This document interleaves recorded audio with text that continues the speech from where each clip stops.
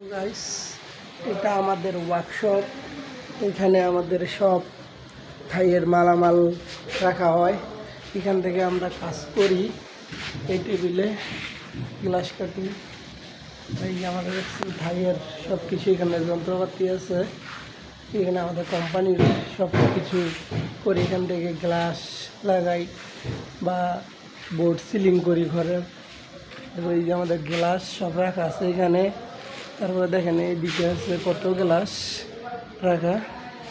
এখান এদিক দিয়ে দরজা, এই দেখছেন দরজা আমাদের কোম্পানিতে। এখানে সব সব কাজ করা হয় এগুলার। এটা এখানে দেখেন, এই যে দেখেন এখানে ক্যাবিনেটের কাজ করা হয়। সব কিছু এখান থেকে আমরা করি কোম্পানিতে।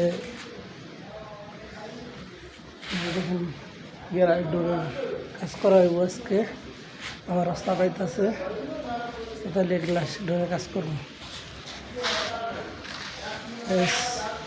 সবাই বেশি বেশি ভিডিওটা লাইক করবেন, শেয়ার করবেন। আসসালামু আলাইকুম।